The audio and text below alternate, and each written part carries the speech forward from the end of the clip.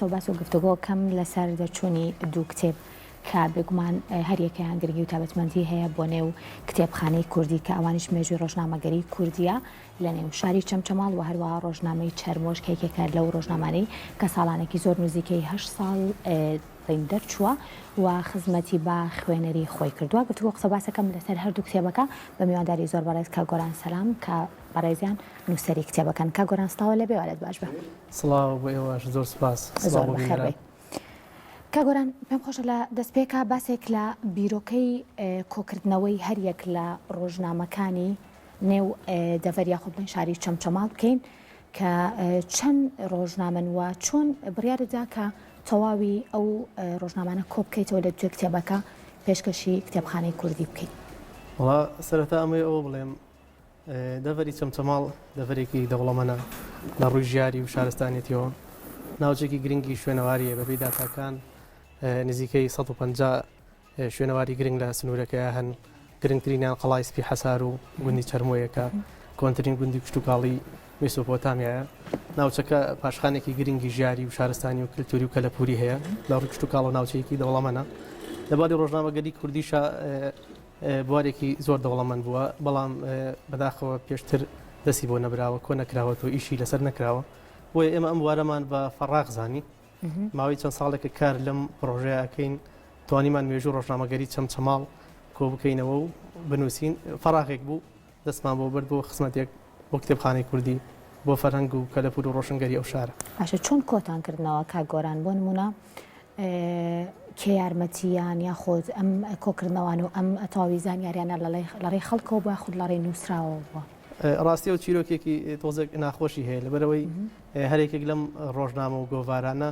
کە تیاندای هەفتانە بووە مانگانە بووە وەرزانە بووە ساڵنامە بووە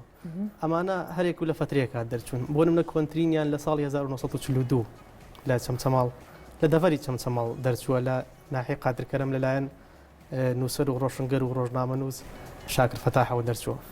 ئەوە بەدەستخستنی بەڵگەنامەکانی 1942 قورسە ڕۆژنامەکە دەستنووس بوو بۆ نمونە ڕۆژنامەی دووەم 46 هەر دەستنووس بۆ شاکر فەتاح هەفتانە لە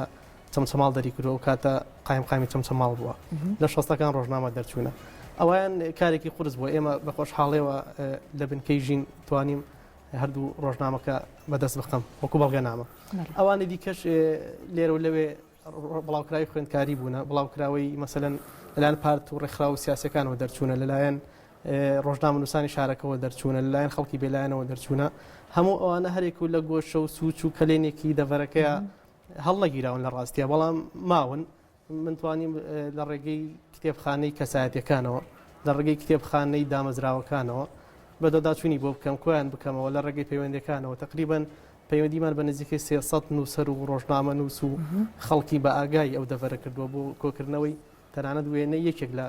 ڕۆژنامەکانیش. دڵنیایت کە هەموو ڕۆژنامەکانتان کۆ کردێتەوە؟ مەرج نییە بەڵام ڕەنگە پێشتر خەڵکێک وای زانی بێت لەو دەڤەرە ڕەنگە 10 ڕۆژنامە و گۆڤار و بڵاوکراوە دەرچوو بێتن بەڵام ئەم دوو کتێبە 97 ڕۆژنامە و گۆڤار و بڵاوکراوە ساڵنامە و وەرزنامەی تایە لە مێژووی ڕۆژنامەگەری قەزایەکە بۆ نمونە ڕەنگە بە لەکەم قەزای تردا بوونی هەبێ ڕەنگە بوونی هەبێ بەڵام بۆ فراوانی نەبوو بێت بۆ یەکەم جارە خەڵکێک وەکو جەنابەت کەیسە و پرسیارەکە یەکەم جارە خەڵکانێک ئەزانن کە فعلەن لە مێژووی قەزایەکە 97 ڕۆژنامە و گۆڤار و بڵاوکراوە دەرچوون کەچی پێشتر خەڵک نەیزانێت. باشە یەک پرسیاری تر کاگۆران تا چەند ئەو هۆشیاریە هەیە لە لای کەسانی نووسەر و ڕۆژنامە نووسور لایەن کەسانی بۆ نمونە ڕۆشنبیرەوە لە لای ئێمە ئەگەر بانگەشە بۆ کۆکردنەوەی مێژوویەکی لەم شێوەیە بکرێت تا چەندێن بەدەنگ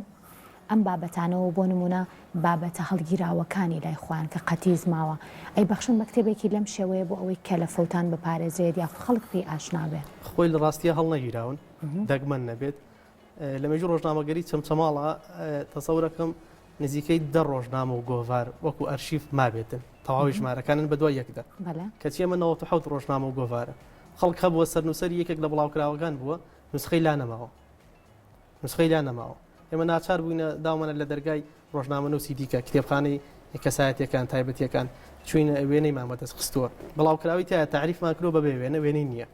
هەموو مێژووەکەشی بۆ 20 ساڵ لەمە پێش ئەگەڕێتەوە بۆیە نەک لەو دەڤەرە هەر لە کوردستان بەعام لە بواری ئەرشیف لە بواری مێژوو کەلەپور و کەلتوری وڵاتەکەمانە زۆر میلەتێکین لەو ڕۆوە کەم و کورتیمان هەیە گرنگی بە ئەرشیف نادین گرنگی بە کۆکردنەوەی ئەو هەموو پاشخانە گرنگیە فەرهەنگی و کەلەپوری مێژووی میلەتەکەمان نادەین بۆیە ئەمانە کۆکردنیان بەڕاستی کارێکی قورسە من لێرەوە وەکو ئاگادارێک وەکو داوایەک گەڵم هەر کەسێک نەک لە ئەو دەڤەرە لە هەموو کوردستانە لە ناوخۆ لە دەرەوە هەر بڵاوکرا و ڕۆژنامەیەکیان لایە بەڵگەنامەیە کە ئەگەر وێنەیەکە یەک لاپڕۆژ بێت بیگەینە دەستی جیهەتی مختصی خۆی کۆ بکرێنەوە ئەرشیف بکرێن لێکۆڵنیوان لەسەر بکرێن گرنگی هەوڵی لەم شێوانە لە داهاتوە دەرەکەوێت ڕەنگە جەناب دەگەر بەحسێکی اجتیماعی بی بڕۆیت لێکۆڵنیەوە لەسەر جانبێکی ئەو دەفەرە بکەیت بۆ نمونە باسی ساڵی 2000 بکە ڕەنگە هیچ بەڵگەنامێک لەبەردەستان نەبێت ئاسانکاریەکی زۆر باشە بۆ کەسانەی کە بۆ نمونە بەحسێکی اجتیماعی خوار بەحسێکی تریان هەبێت بیانەوێت لەسەر مێژووی ڕۆژنامەگەری کوردی بە شێوەیەکی گشتی بکەن نەک تەنها لە نێو بۆ نمونە چەمچەماڵیشە ئەم کتێبە ئەتوانم ناوی بدەم ئەساس ئەوە بە ئەساسێک بۆ مێژووی ڕۆژنامەگەری و سەقافیە و شارە بەتایبەتی ڕۆژنامەی چەرموو کە 7 ساڵ بەردەوام ئەو کتێبە خەبارە گەورەکەیان 7 ساڵ بە بەردەوامی دەرچووە 69 ژماری لێ دەرچووە لێرەدا وەکوەرکێکی وجدانی پێم باشە ناوی کەسایەتێک بێن بە ناوی ئازاد حەسەن ڕەزا کە ماوەی 7 ساڵ بەردەوام بێ و چەند خاوەن امتیازی ئەو ڕۆژنامەیە بوو کولفەیەکی باشی تیاسەرف کردو چەندین جار لە لێوانی کەوتن ڕزگاری کردووە لێرە دەستپۆشی لێکم هەروە هەردوو کتێبەکە دوای تەواوبوون لەلایەن بەڕێز قایمقامی چەمچەماڵ کاک حاکم ڕەمەک ڕەمەزان و هەردوو کتێبەکە بە سپۆنسەری جەنابیان چاپ کراوە بۆیە هەوڵی لەم شێوەیە من بە هیوام بەردەوام بێت لەلایەن هەر کەسێکەوە بێگرنگەوەیە بە بەشێک لە مێژوو ئەرشیف گۆران لێرە پرسیارێک مێژووی ڕۆژنامەگەری کوردی لەو کتێبانە وەکو خۆت ئاماژەت پێکرد نزیکەی 100 بۆ چەندێک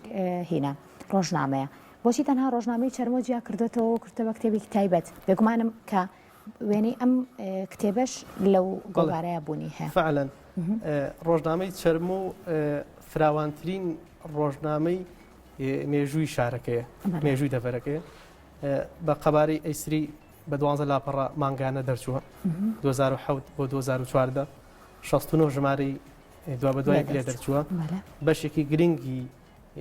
مێژووی و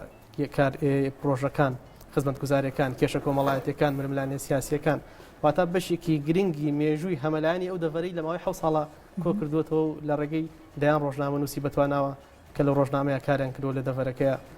خزمەتێکی باشیان بۆ لە دەستپێک تا کۆتایی هەموو ڕۆژنامەی چەرموو لێرە بوونی هەیە ئەو ڕۆژنامەی چەرموو پێش کۆکردنەوەی بەڵگەنامەکان بەحسێکە لەسەر ڕۆژنامەی چەرموو واتە بەحسێکی فڕەڕەهەند و فرەژانەرە لەسەر ڕۆژنامەکە لە هەموو ڕوویەکەوە باس کراوە تعریفێکی باشی کراوە ناسێنراوە دواتر ڕاپرسیەکی تێدا ئەنجام درراوە هەموو ڕۆژنامە نووس و نووسرانی کە لەو دەفەرە ڕۆژنامەی چەرموو ئیشیان تیا کردووە یاخود ڕۆڵیان تیا هەبووە یاخود خوێنەری بوون ئێمە ڕاپرسیەکەمان لە ڕێگەی ئەلکترۆنیەوە بۆ هەمویان نردووە نزیکەی 22 پرسیارمان لە هەموو کەسانە کردو دواتر هەر لە ڕێی گۆگڵ وەڵامەکانمان بۆ هاتووەوە نەتیجەیەکمان لەسەر ڕۆژنامەکە داناوە لەگەڵ بەحسەکەی ئەوەشمان داناوە لە دوای بەحسەکە و ڕاپرسیەکە ئەنجا تەواوی ژمارەکانی ڕۆژنامەی چەرموو کە تقریبا 69 ژمارە هەموویمان ئارشیف کردووە و بەڵگەیەک بمێنێتەوە واتە ئێمە لە مێژووی ڕۆژنامەگەری شاری چەمچەماڵە ئەتوانین 95 بەرهەمی ئەوها کۆ بکەینەوە بە چاپی بگەین بەڵام بە قەباری جیاواز ئەمە یەکێکە لەو 97 ڕۆژنامە و گۆڤاری کە لە سنوورەکە دەرچوونە باشە دوو کتێبی لەم شێوەیە چی ئەبەخشن بە کتێبخانەی کوردی جگەلەوەی کە کۆکردنەوەی بۆ نمونە بۆ من مێژوویەکە بۆ ئەو دەڤەرە پێش هەموو شتێ بۆ من ئەمە خەیاڵێکی لە مێژووی نەبوو کردم بە واقع ئەرکێکی وجدانی بوو بەپێی سۆڕی خۆم کە سۆڕەکەم مێژووە و هەم کەلێنێک بوو کە من ئەمبینی ویستم ئەو کەلێنە لەو بارەیە پڕکەمەوە بێگومان ئەمە هەموو مێژووی ڕۆژنامەگەری شارەکەش نییە بەڵام ئەمە دەواازەیەکە بۆ ناساندنی مێژووی ڕۆژنامەگەری شارەکە جگە لەمە ئێمە چوار کتێبی دیکەمان هەر لە نەفسی بوارە هەیە لەبەری ڕۆژنامەگەری کوردی ئەوان بە خۆشحاڵی لە چاپخانن ئەوان مێژووی ڕۆژنامەگەری کوردیە بەگشتی واتە لە بەرگی یەکەمیانە کتێبێکی چواربەرگیە نزیکەی 900 ڕۆژنامە و گۆڤار و بڵاوکراوی تایە ئێستا لە چاپخانەیە لە ناوخۆ لە دەروی کوردستانە یەکەم ڕۆژنامەوە کە ڕۆژنامەی کوردستان 1992 نیسان دەرچووە تا ساڵ 1991 واتە لە 91 ئەوەی ترمان وەستانوە کە نزیکەی 900 ڕۆژنامە و گۆڤار و بڵاوکراوە لەوێ بیبلیۆگرافیان بۆ کردووە کۆم کردوێتەوە بۆیە من وەکو خۆم بە کارێکی زۆر گرنگی ئەزانم ئەمانە لە ناوچوون دەپارێزرێ دەبێتە بەشێک لە ئەرشیف و مێژووی میلەتەکەمان نیشتیمانەکەمان وڵاتەکەمان دەبینین سەدان و هەزاران ڕۆژنامە لە وڵاتانی دیکە دەرچوون هەمووی ئەرشیف کراون بەداخۆ ئێمە گرنگترین ڕۆژنامەی میلەتەکەمان ئامادەنین کۆی بکەینەوە ڕۆژنامەکانی سەردەمی شێخی نەبەر شێخ مەحموود دەبینین ئێستا تەنها وێنەیەکی دەستەکەوێ بە چەند بە حەزرەتەوەین بەچەنێ بە حەماسەتەوە دین بڵاوی ئەەکەینەوە توێژنەوەی لەسەر دەکەین کەچی ڕۆژنامەکانی ئیستا دەبینین هەمووی 30 ساڵ بەسەریدا تێنەپەڕیوە 20 ساڵ بەسەریدا تێنەپەڕیوە کەچی ناتوانین هەموو ژمارەکانی بەدەست بخەین بەداخۆلەوە ڕۆ کەم و کوڕیمان هەیە کە گۆران تا چەند گرنگە ئەم هەوڵانە بۆ چاواوی ڕۆژنامەکانی هەموو کوردستان بەرفراوان بکرێتەوە نەک تەنها بۆ نمونە لێکۆڵەر و ئاماجەکار گۆران سەلام ئەم کارە بکات تا چەند گرنگە ئەمە بێتە دەرگایەک دەرفەتێک بۆ ئەوەی کە بەشێک لە نووسەرانی تر بەشێک لە خەمخۆرانی ئەم بابەتانەکە گرنگە و خۆ داماژت پێکرد ئێمە بابەتی ئەرشیفکراومان زۆر کەمە کە لە ئایندا بێگومان نەوەی داهاتوو پێویستیان پێ بێ من بە هیوام ببێ بە دەواازەیەک بێ بە دەرکردنەوەی دەرگایەک بۆ هەموو توێژرانی دیکە کە لەم بوارە پسپۆڕیان هەیە و شارەزایان هەیە و حەزم خەونێکان هەیە لەم بوارەدا لە ناوچەکانی دیکەی کوردستان بتوان کۆی بکەنەوە بەڵام هەندێک ڕۆژنامە گۆڤارمان هەیە ڕەنگە لە هەوڵێکی تاکە کەسی زۆر گەورەتر بێت بۆ نمونە ڕەنگە ئێمە نەتوانین ئەو پرۆژێ بۆ کوردستانی نوێ بکەین بتوانین بۆ هاوڵاتی بکەین بۆ ئاوێنەی بکەین لەبەرەوەی عەدەدەکانی کوردستانی چەندین هەزاری تێپەڕانەوە ڕەنگە ئەرشیفکردنەوە کارێکی زۆر قورس بێت هەندێک لە ڕۆژنامە گۆڤارە کوردیەکان موسسەی گەورەی ئەوێ پاڵپشتی بکە بەڵام هەندێکیان ڕەنگە بە هەر هەموو ژماری لاپەڕەکانی 500 لاپەڕەن نەبێ بۆ ئێمە کەسێکی توێژەرێکش ئەتوانێت بە تەنها کۆی کاتەوە توێژینەوەی لەسەر بکات پێشنیارەکەم هەر کەسێک توانای ئەوەی هەبێت لە هەر شار و شارۆچکەیەک ڕەنگە هۆکارێکەوەی کە متیا سەرکەوتوو بێتەوە ڕەنگە خۆم خەڵکی ئەو دەڤەرە بم علاقێکی ڕەنگە باشم هەبوو بێ لەگەڵ ویستم پرسیارێکم کا گۆران ئەو علاقات و پەیوەندیە تا چەند گرنگە بۆ کۆکردنەوەی بەشێک لە مێژوو ئەرشیفی نەک تەنها ڕۆژنامەگەری بۆ هەر بابەتێکی تر بێ لە هەر شوێنێک لە ڕاستیدا هۆکاری سەرەکی نییە بەڵام هاوکارە خەڵکی دیکەش مەسەلەن ئەتوانێت لە شار و شارۆچکانی دیکە مێژوو ڕۆژنامەگەری شارەکەی خۆی بنووسێتەوە ئەمە بەدەر لەوەی کە من خەڵکی و دەبەرم ئەمە ناوچەگەرێتی نییە بەڵام زاڵبوونی من بەسەر ئەمەیە هۆکارێکی گەڕێتەوە بۆ ئەوەی کە ئەم خەڵکی و دەبەرم زۆرترین نووسەر و ڕۆژنامەنووسەکانی ئەوێم ناسیوانێکیان تکاو ڕۆژامان لێکردو تەنانەت وێنێکیمان بۆ بنێرێت خەڵکی زۆر باشە بۆ بەدەمانەوە هاتوون لە کۆتایی هەردوو کتێبەکەیە تایبەتی یەکەمیانە لیستێکمان ئامادە کردووە ناوی ئەو کەسانی کە هاوکاری ئەم جۆرە پرۆژانن بۆی بمێننەوە بێ بە هەندێک بۆ کەسانی دیکە بەداخشەوە خەڵکی دیکەش هەبووە ئامادە نەبوو هاوکاری پرۆژێکی وا بکات باشەکە گۆران کاری ئایندەی بەڕێستان چی ئەبێت لە نووسین و لە بڵاو کراوە وەک باسم کرد 4 کتێبی دیکەمان لە چاپخانەیە لەسەر مێژوو ڕۆژنامەگەری کوردیە بەگشتی نەک ئەو دەڤەرە 2 کتێبی دیکەشمان لە بواری دۆزی کورد لە پەیوەندی نەودەوڵەتیەکاندا یەکیان نووسینە بەرهەمی خۆمە ئەوەی تریشیان وەرگێڕانی دکتۆرانامەیەکە لەسەر علاقاتی تورکی ئێرانی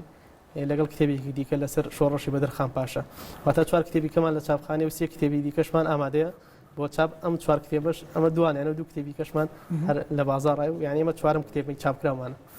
دەستەکانە خۆش بێ زۆر خۆشحاڵ بووم کە گفتوگۆ و قسە باسمان کرد هەم لەسەر مێژووی ڕۆژنامەگەری کوردی لە شاری چەمچەماڵ و هەروە لە ڕۆژنامەی چەرمۆش سپاس بۆ بەڕێز سپاس زۆر سپاس بۆم دەرفەتە سەرکەوتوو بوو